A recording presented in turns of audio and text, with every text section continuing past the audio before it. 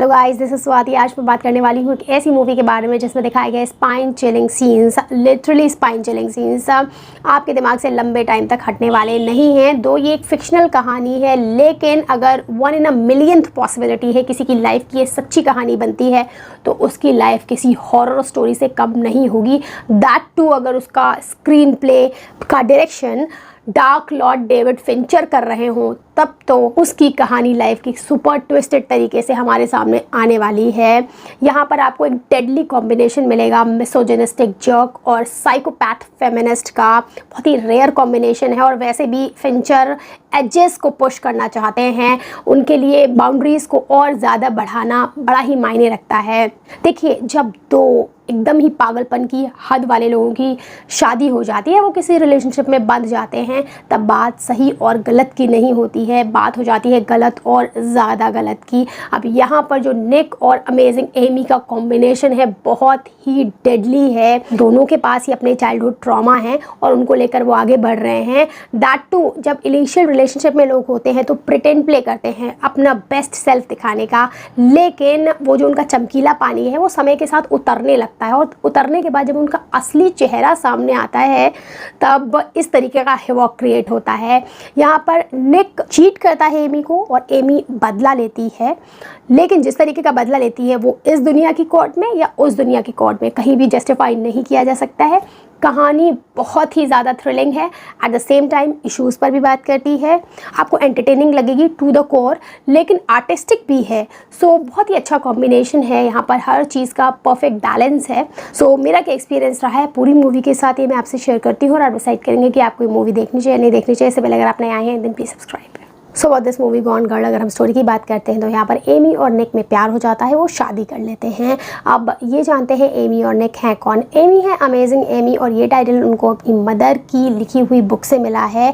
उनकी मदर कहती हैं कि एमी के चाइल्डहुड एक्सपीरियंसेस को उन्होंने इस बुक में लिखा है, लेकिन एमी इससे बिल्कुल नागवार हैं। वो कहती हैं नहीं, ऐसे एडवेंचर्स उनकी लाइफ में नहीं हुए हैं, इनकी मदर फेक कर रही हैं। ऐसा लगता है उनके पेरेंट्स नेम और फेम के पीछे पड़े हुए हैं और एमी इसी वजह से अपने पेरेंट्स को ज़्यादा पसंद नहीं करती हैं।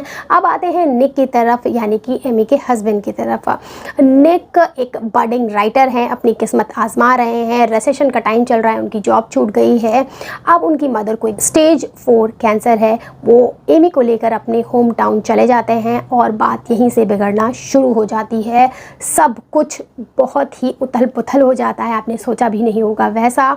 निक जो बहुत ज़्यादा प्यार करते थे एमी को, न जाने किस कारण की वजह से एमी को चीट करने लगते हैं और एमी भी हाथ पर हाथ रखकर बैठने वाली नहीं है। वो अपने इस अपमान का बदला लेगी और ऐसे लेगी कि आपके रोंगटे खड़े हो जाएंगे।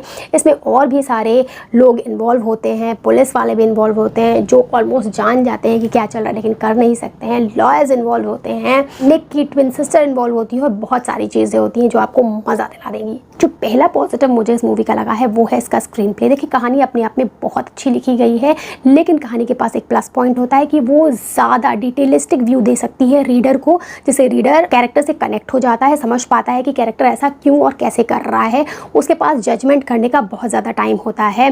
लेकिन जब स्क्रीन प्ले लिखा जाता है तो कहानी से स्क्रीन प्ले का सफ़र काफ़ी टफ होता है, क्योंकि वही डिटेलिस्टिक व्यू आपको कंसाइज कर स्क्रीन प्ले में दिखाना होता है, डायलॉग्स के माध्यम से ऑडियंस तक पहुँचाना होता है। बहुत ज़्यादा कॉम्प्लेक्स चीज़ें नहीं बनानी होती, ईजी करनी होती हैं, जो कि यहाँ पर बहुत अच्छे से किया गया है। सो screen play is very good. यहाँ पर जो सेकेंड पॉजिटिव है वो यहाँ पर दिखाए गए कैरेक्टर्स हैं, उनकी जो साइकोलॉजिकल स्टडी की गई है वो बहुत ज़्यादा डीप है। एंटाई सोशल कैरेक्टर्स दिखाए गए हैं, एक दूसरे से अनएम्पैथेटिक हैं, उनका अपना चाइल्डहुड ट्रॉमा है, चीट कर रहे हैं, एक एक्सट्रीम में बदला ले रही है। तो इन सारी चीज़ों को बहुत अच्छे से ऐसा लगता है किसी ने स्टडी किया है। ये भी ऐसा नहीं है कि स्ट्रेट लाइन में आपको दिखा रहे हैं, आपको इतना ज़्यादा ये कन्फ्यूज़ करेंगे कि आप कभी इस पाले में कूदेंगे कभी उस पाले में कूदेंगे, कभी आपको लगेगा कि निक के साथ गलत हो रहा है और कभी एमी के साथ गलत हो रहा है। ये आप till the end of the movie करते रहेंगे कि अब इसके साथ गलत है और इसके साथ गलत है। तो आपको जो एक साइकोलॉजिकल डोजेस देते हैं ना कन्फ्यूजन का, वो आप बना रहेगा through out the movie. Third positive will be Rosamond pike and Ben Affleck की acting.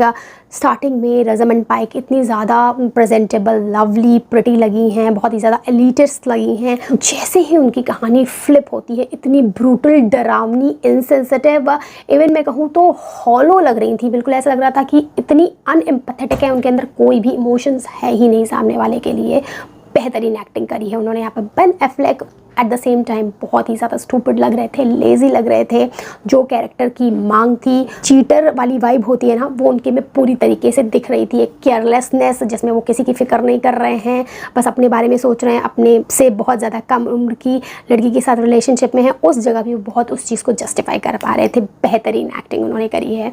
Fourth positive, last but not least, David Fincher का डायरेक्शन। जब वो बढ़िया सिनेमाटोग्राफी और म्यूज़िक के साथ सारी चीज़ों को कंबाइन करते हैं तो एक अलग ही समा बांध देते हैं। उनकी स्पेशलिटी कि वो सिंपल से सिंपल कहानी में जान फूंक देते हैं अपने डायरेक्शन से। जब वो डायरेक्ट करते हैं तो सारी चीज़ें उन्हीं के बारे में हो जाती हैं खाली।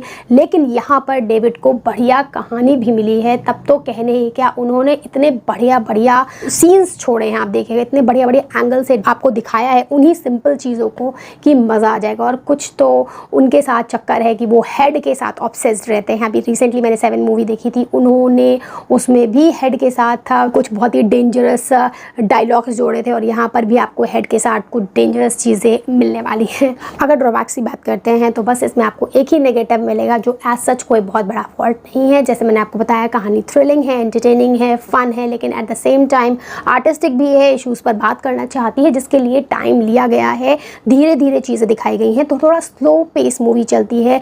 जो लोग फास्ट पेस ड्रामा देखना पसंद करते हैं उन्हें शायद ये पसंद ना आए, लेकिन अगर उन्होंने एक बार कहानी देखना शुरू कर दी तो कहानी इतनी ज़्यादा कैप्टिवेटिंग है कि वो मूवी बिल्कुल नहीं बंद कर पाएंगे।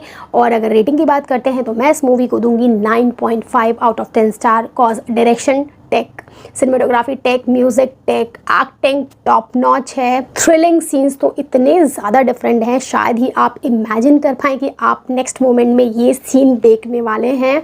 गोर, वायलेंस, अडल्ट सीन्स, प्रोफैनिटी की बात करें तो सब है इसमें भर भर कर।